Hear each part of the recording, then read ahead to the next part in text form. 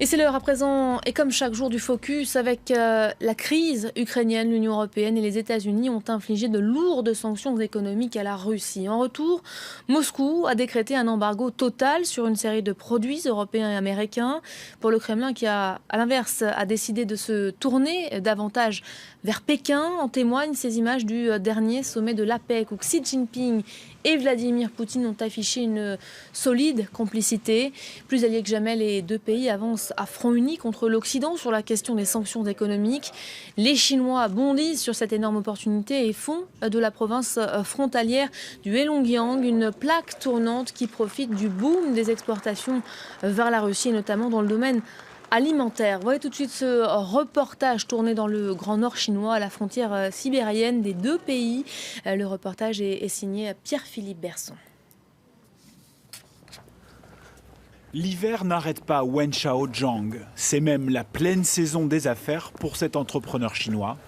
Dans ses hangars de Mudanjian, près de la frontière russe, et par moins 20 degrés, ses salariés s'activent pour exporter en moyenne 2000 tonnes de nourriture par jour à destination de la Russie. En cette saison hivernale, les Russes sont dépendants de nos livraisons de fruits et légumes, venus des quatre coins de Chine.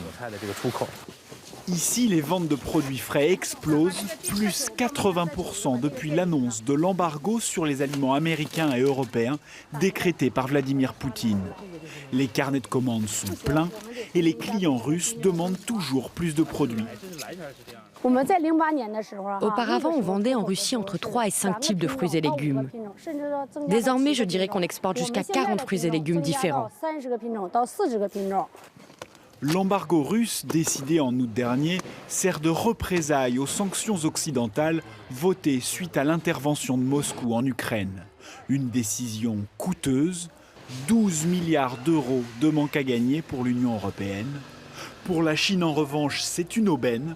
Pékin vend toujours plus de denrées alimentaires à la Russie.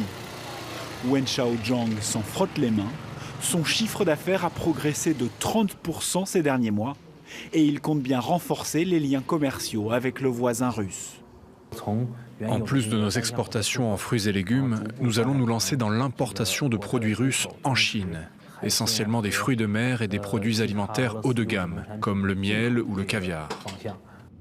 Toute la province du Heilongjiang, frontalière avec la Russie, profite de ce boom commercial. Dans la ville de Suifenhe, ces entrepôts frigorifiques de viande viennent de sortir de terre. Ils vont fonctionner dans quelques semaines. Manque seulement le feu vert des autorités sanitaires russes. Moscou interdisait depuis plusieurs années l'importation de viande chinoise suite au virus H1N1 et aux épidémies de grippe aviaire. Dans l'urgence, cet embargo vient d'être suspendu. Le marché russe s'ouvre donc à la viande chinoise. Les Russes ont plus besoin de viande que de fruits et légumes. Chaque année, la Russie importe 1 million de tonnes de viande depuis l'Europe. Les sanctions européennes sont une opportunité fabuleuse pour la Chine. Nous sommes très optimistes pour l'avenir, même si deux phénomènes nous inquiètent. D'abord la dévaluation du rouble, ensuite la forte hausse du prix des fruits et légumes chinois. La récente chute du rouble n'affecte pas pour l'instant les échanges avec la Chine. Devant le poste frontière de Suifenhe, la file de camions s'allonge de jour en jour. Remplis de denrées alimentaires à destination de la Russie, ils patientent devant la douane. Leur nombre a progressé de 30% depuis le mois de septembre. Cette province chinoise entretient de longue date des liens étroits avec la Russie. Vladivostok est à moins d'1 heure de route. Mais depuis le début de l'embargo, Suifenhe voit déferler de plus en plus de commerçants russes venus s'approvisionner en ville.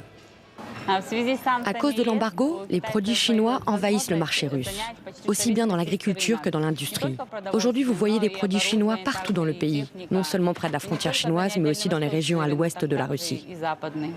L'embargo renforce les relations sino-russes. Entre les deux pays, le climat des affaires est au beau fixe. Une sacrée performance au milieu de la Sibérie.